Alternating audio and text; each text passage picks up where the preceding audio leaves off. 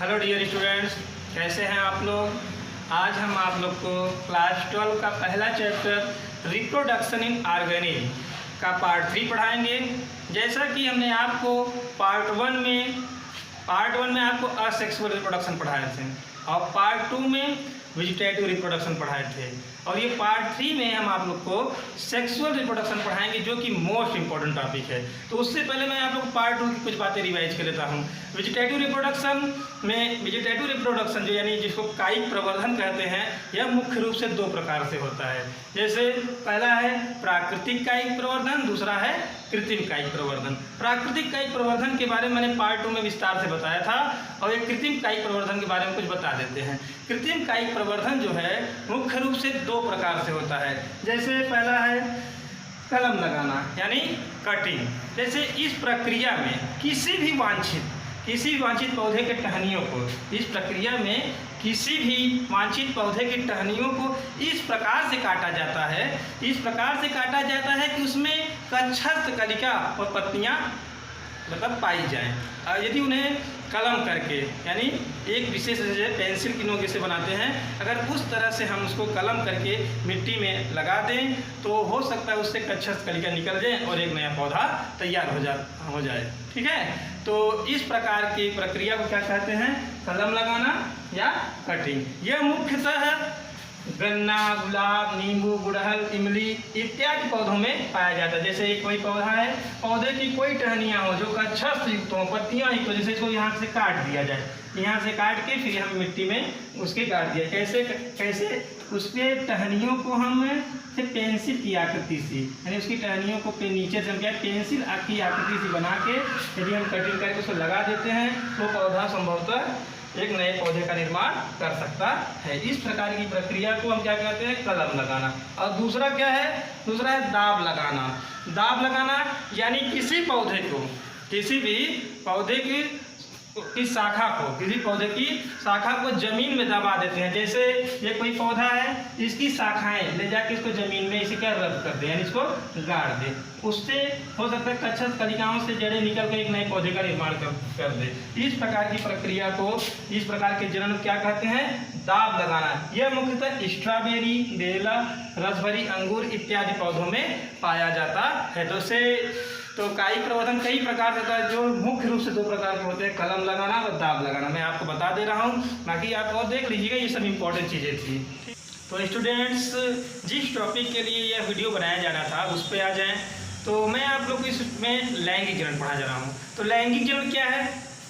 लैंगिक जनन यानी सेक्सुअल रिप्रोडक्शन, यानी जब दो विपरीत लिंग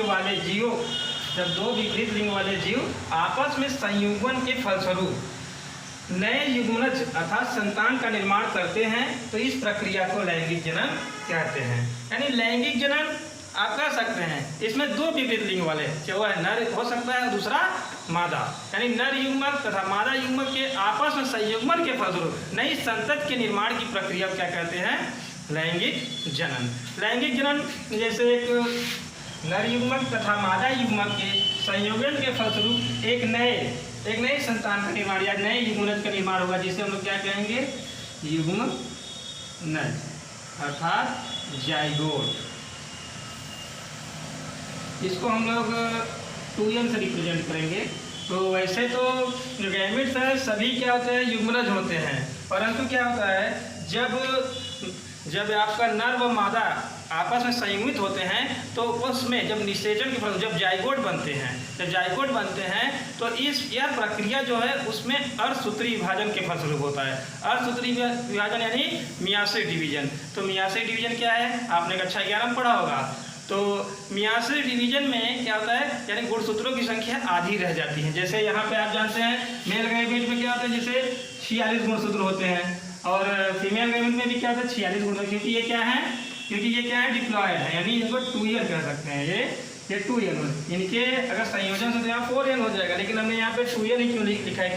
क्योंकि ये अर्ध गुणसूत्री विभाजन के फलस्वरूप इनका गुणसूत्रों की आधी संख्या इतनी, इनकी गुणसूत्रों की आधी संख्या इसमें क्या होते हैं? आपस संयोजित होते हैं। तो यानी ये आप कह सकते हैं यहाँ से n और यहाँ से n, जब यह देखिए संयोजन से क्या बनता है? 2n, यानी युग्मनज का निर्माण होता है। तो यानी आप कह सकते हैं यानी दो विपरीत लिंग वाले वो नर हो सकते अथवा दूसरा मादा, इनकी आपस में संयोजन के फलस्वरूप बने नए युग्मनज को क्या बने नई संतान को क्या कहते हैं? युग्मनज यानी जाइगोट कहते हैं।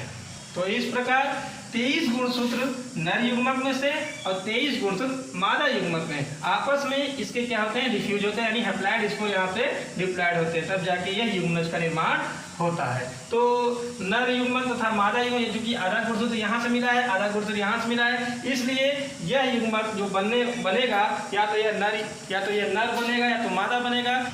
रिप्रोडक्टिव संरचना में सभी जीव एक समान नहीं होते हैं, यह लिंग का निर्धारण होता है, लेकिन सभी जीव रिप्रोडक्टिव स्ट्रक्चर के आधार पर सभी जीव एक समान नहीं होते। कुछ जीव द्विलिंगी होते हैं, यानी जिसे हम लोग बाइसेक्सुअल कहते हैं, और कुछ जीव एक लिंगी होते हैं जिन्हें हम यूनिसेक्सुअल कहते हैं। तो सबसे पहले हमें ये जान लेना है कि द्विलिंगी जीव क्या है और एक लिंगी जीव क्या है। तो पहला है द्विलिंगी जीव यानी बाइसेक्सुअल। यानी द्विलिंगी जीव क्या है? यानी वे जीव जिनमें नर तथा मादा जनन अंग, यानी जिनमें नर तथा मादा जनन अंग एक ही जीव में उपस्थित हो, ऐसे जीवों को द्विलिंगी कहते हैं। जैसे कि द्विलिंगी यानी बाइसेक्सुअल, जब एक ही प्राणी में नर व मादा जनन अंग एक साथ उपस्थित हो तो उसे द्विलिंगी जीव कहते हैं। तो द्विलिंगी जीव का सबसे अच्छा उदाहरण जो आता है आपका केचुआ, लीच, स्पंज, टिनिया, सोलियम, बहुत से उदाहरण है जो द्विलिंगी जंतु कहलाता है। कई बार पूछा जाए द्विलिंगी जीव के उदाहरण लिखिए, एकलिंगी जीव के उदाहरण लिखिए, तो आप याद रखिएगा केचुआ, लीच, स्पंज, टिनिया, सोलियम इत्यादि सब क्या है? द्विलिंगी जीव हैं। तो आपको समझ में आ गया होगा द्विलिंगी जीव क्या है। दूसरा आता है एकलिंगी जीव यानी यूनिसेक्सुअल, यानी जब नर व मादा जनन अंग अलग अलग प्राणियों में पाया जाता है, ऐसे जीव को क्या कहते हैं? एकलिंगी जीव, यानी नर अंग तथा मादा अंग ये अलग अलग प्राणियों में पाया जाता हो। इसका सबसे अच्छा उदाहरण हम ही यहाँ पाए, यानी मनुष्य हैं। मनुष्य एकलिंगी जीव हैं। सभी स्तनधारी लगभग सभी स्तनधारी जीव क्या हैं? एकलिंगी हैं, जिनमें मादा जनन अंग और नर जनन अंग अलग अलग प्राणियों में पाया जाता है। आपने लैंगिक जनन की व्यवस्था देखी, तो लैंगिक जनन में यानी दो युग्मक आपस में संयोजित होते हैं। उसके बाद जब लैंगिक जनन की यानी सेक्सुअल रिप्रोडक्शन के प्रोसेस हो जाता है, उसके पूर्व की कौन कौन सी घटनाएं हैं देखिए। हेडी पड़ी हुई लैंगिक जनन की व्यवस्थाएं यानी इवेंट ऑफ सेक्सुअल रिप्रोडक्शन। उसकी पहली घटनाएं, पहला जो है निषेचन पूर्व घटनाएं यानी प्री फर्टिलाइजेशन इवेंट, यानी निषेचन के पहले कौन कौन सी घटनाएं होती हैं उन्हें हम क्या कहते हैं? निषेचन पूर्व घटनाएं यानी प्री फर्टिलाइजेशन इवेंट। तो निषेचन के पूर्व जो है दो घटनाएं होती हैं, यानी दो प्रोसेस होती हैं। कौन कौन सा? पहला है युग्मक जनन अर्थात गैमेटोजेनेसिस। गैमेटोजेनेसिस क्या देखिए, इसमें अलग अलग युग्मक धानी में नर तथा मादा युग्मकों का निर्माण होता है, अतः इस प्रक्रिया को युग्मक जनन कहते हैं। नर युग्मक धानी में नर युग्मक का निर्माण और मादा युग्मक धानी में मादा युग्मक के निर्माण की प्रक्रिया क्या कहते हैं? युग्मक जनन। और दूसरा प्रोसेस क्या होता है? युग्मक स्थानांतरण, यानी नर अथवा मादा युग्मक धानी से निकलकर, यानी नर अथवा मादा युग्मक धानी से निकलकर एक दूसरे के समीप पहुंचने की प्रक्रिया को युग्मक स्थानांतरण कहते हैं। यानी आप कह सकते हैं, इस प्रकार समझ सकते हैं, नर चाहे मादा युग्मक के पास जाए या मादा नर युग्मक के पास, यानी आप कह सकते हैं यानी युग्मक धानी से युग्मकों का निकल कर, यानी नर का चाहे मादा के पास या मादा का नर के पास पहुंचने की प्रक्रिया को क्या कहते हैं? युग्मक स्थानांतरण। वैसे मैं आपको जानकारी के लिए बता दूं, नर युग्मक तथा मादा युग्मक में जो सबसे सक्रिय युग्मक होता है वह क्या है? नर युग्मक होता है। अतः इसमें हम कह सकते हैं कि नर युग्मक मोस्ट ज़्यादा क्या होगा? स्थानांतरित होगा। जैसे हम ही आपको जानकारी के लिए विशेष बात बता दे रहे हैं कि हम देखते हैं पॉपुलेशन की दृष्टि से कि आज रेशियो मिला जाए मेल और फीमेल का तो मेल ज़्यादा है। इसका भी एक कारण है कि नर युग्मकों का ज़्यादा सक्रिय होना, एक इसका बहुत बड़ा कारण है। तो देखिए, तो युग्मक जो हैं, युग्मक किस तरह से एक दूसरे से पास आते हैं और स्थानांतरित होते हैं। देख, संरचना एवं कार्यों के आधार पर युग्मक जो होते हैं कई प्रकार के होते हैं।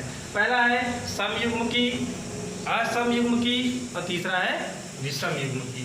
यानी अब इसको हम एक एक करके समझते जाते हैं। पहला क्या है? समयुग्मकी यानी आइसोगैमस, यानी नर तथा मादा युग्मक, यानी जो नर तथा मादा युग्मक आकार एवं परिमाण में समान हो, आकार एवं परिमाण समान हो, उसे क्या कहते हैं? समयुग्मकी जीव। जैसे एक नर युग्मक हो गया, दूसरा मादा युग्मक हो गया, एक मेल गैमेट दूसरा फीमेल गैमेट। यानी अगर इसको हमने नर को क्या होगा पॉजिटिव से और फीमेल को क्या होगा नेगेटिव से डिनोट किया, क्योंकि क्या है कि ये दाता यानी मेल जो होता है दाता मैक्सिमम दाता कहलाते हैं और जो फीमेल होती है वो ग्राही कहलाती है। इनका आपस में कॉन्जुगेशन हुआ, यानी इनका आपस में संयुग्मन के फलस्वरूप आपको पता है जो दाता होगा, जो दाता कोशिका होगा वह क्या करेगा?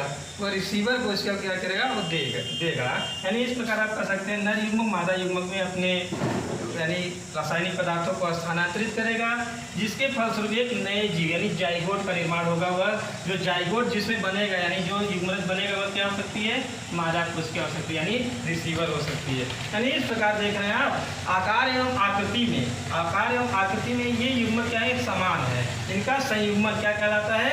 समयुग्मकी प्रकार, यानी आइसोगैमस प्रकार। जो आकार एवं आकृति में परिमाण में समान हो ऐसा युग्मक समयुग्मकी कहलाता है। तो समयुग्मकी आप समझिए, समयुग्मकी अर्थात समान युग्मकों का संयोजन। इसका सबसे अच्छा उदाहरण क्लाइमेडोमोनास है, यूलोथ्रिक्स, स्पाइरोगारा है, परंतु उसमें कशालिकाएं नहीं पाई जाती। और दूसरा युग्मक क्या है? असमयुग्मकी अर्थात एनाइसोगैमस। इसमें नर एवं मादा युग्मक बाह्य रूप से आकार में समान होते हैं, किंतु परिमाण में भिन्न हो, यानी परिमाण में क्या होते हैं? भिन्न होते हैं। ऐसे ही युग्म को क्या कहते हैं? असमयुग्मकी। जैसा आपने देखा समयुग्म में क्या था? आकार एवं आकृति था, परिमाण में समान थे, लेकिन असमयुग्म में यानी आकार में तो समान है परंतु परिमाण में क्या है? भिन्नता पाई जाती है। देख रहे हैं ये नर युग्मक समान गोलाकार और ये क्या मादा युग्मक, ये गोलाकार है परंतु क्या देख रहे हैं? परिमाण में इससे छोटा है। यानी वह युग्मक जो आकार आकृति में समान है परंतु परिमाण में विषम हो, ऐसे ही युग्म को क्या कहते हैं? असमयुग्मकी युग्मक। इसका सबसे अच्छा उदाहरण देखने को मिलता है क्लाइमेडोमोनास ब्राउनी में। ठीक है, क्लाइमेडोमोनास की एक प्रजाति है परंतु इसको क्लाइमेडोमोनास ब्राउनी में असमयुग्मकी देखने को मिलता है। दूसरा क्या है? तीसरा विषम युग्मकी यानी ऊगैमस, यानी इसमें आकार एवं आकृति तथा परिमाण में भी भिन्नता पाई जाती है। ऐसे युग्मकों को विषम युग्मकी कहते हैं। यानी ऐसा युग्मक जिसमें आकार आकृति तथा परिमाण भी क्या होता है? बिल्कुल जैसे आकार आकृति परिमाण सब में भिन्नताएं पाई जाती, ऐसे युग्मकों को क्या कहते हैं? विषम युग्मकी।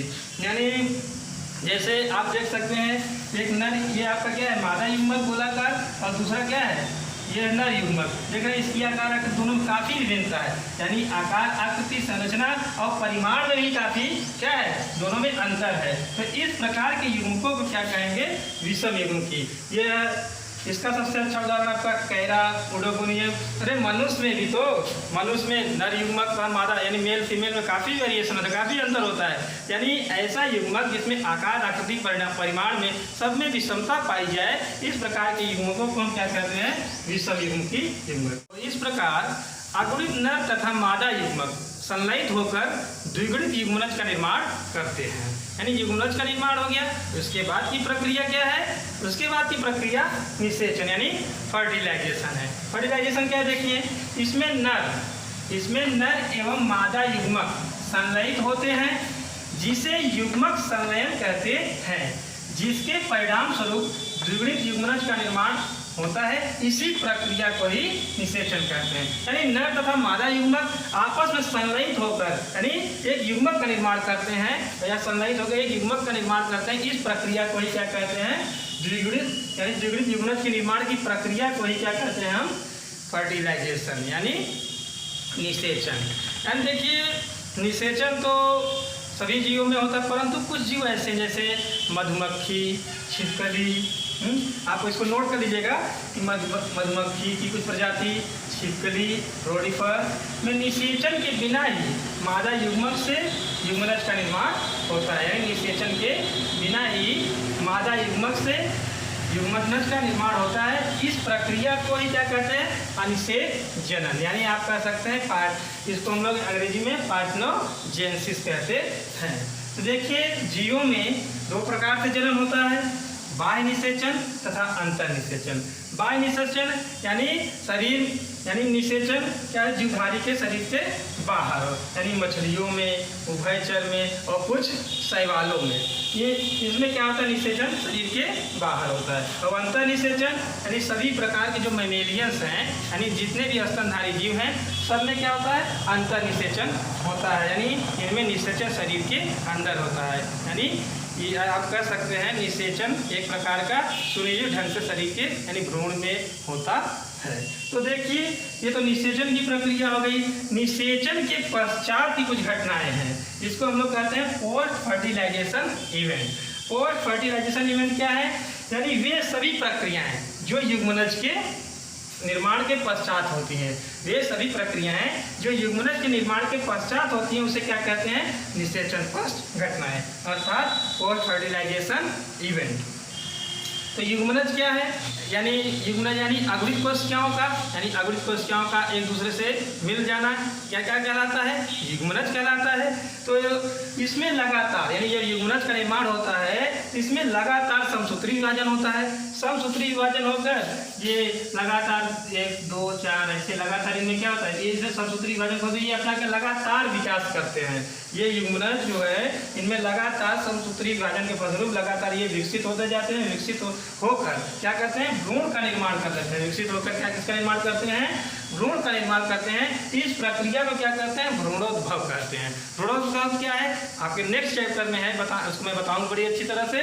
देखिए युग्मनज में लगातार भ्रूण में विभाजन के फलस्वरूप उसका लगातार विकसित होने की प्रक्रिया, जिसके फलस्वरूप भ्रूण का निर्माण हो जाए, इसे क्या कहते हैं? भ्रूणोद्भव कहते हैं। तो इस प्रकार स्टूडेंट युग्मनज में भ्रूण का निर्माण भ्रूणोद्भव कहलाता है। तो इसमें आपको एक बात नोट करना होगा, युग्मनज में जो भ्रूण का निर्माण होता है कुछ जीवों में शरीर के अंदर होता है और कुछ जीवों में युग्मनज का निर्माण शरीर के बाहर होता है। देखिए ऐसे जीव जिनके शरीर में जिनके अंदर यानी जिसमें युग्मनज का निर्माण शरीर के बाहर होता है, ऐसे जीव जिसमें युग्मनज का निर्माण शरीर के बाहर होता है, ऐसे जीवों को हम क्या कहते हैं? अंडजनक। अंडजनक यानी हम कह सकते हैं इसको हम कहते हैं ओविपैरस। यानी ओविपैरस यानी यदि युग्मनज भ्रूणोद्भव शरीर के बाहर हो तो ऐसे जीव को अंडजनक यानी ओविपैरस कहते हैं। यानी जैसे अंडा देखा है आपने, इसमें यानी एक जीव का निर्माण होता है लेकिन शरीर के बाहर, यानी अंडे में क्या? अंडा एक प्रकार का युग्मनज है, परंतु इसमें जीव का निर्माण यानी मादा शरीर के बाहर होता है। यानी ऐसे जीव क्या कहलाएंगे?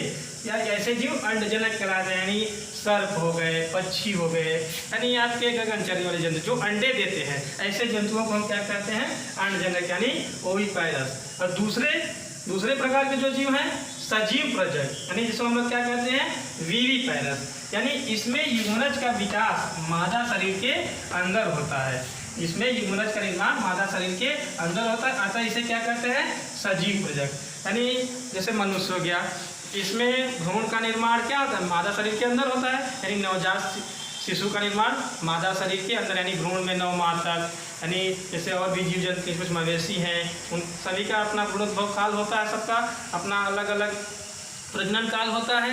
यानी ऐसे जीव जिनमें युग्मनज का निर्माण यानी युग्मनज का विकास यानी शरीर के बाहर हो, उन्हें हम क्या कहते हैं? अंडजनक यानी अंडे देने वाले जंतु।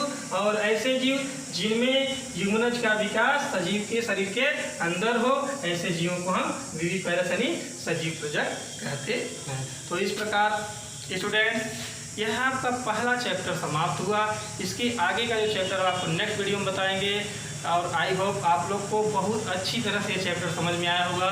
यदि आपको इस चैप्टर में कोई समस्या होती है आप कमेंट करके हमें बताएंगे, हम आपको लगातार बातें लगातार आपको बताते जाएंगे। और दोस्तों हम आपके लगातार कंटिन्यू मेहनत कर रहे हैं और आपको एक्स्ट्रा नॉलेज प्रोवाइड कर रहे हैं, तो आप लोग की भी जिम्मेदारी है कि आप लोग हमारे चैनल को लाइक करें, सब्सक्राइब करें और कमेंट करें, और कमेंट करके ज़रूर पूछिए कि हाँ कोई समस्या हो। तो फिर थैंक यू।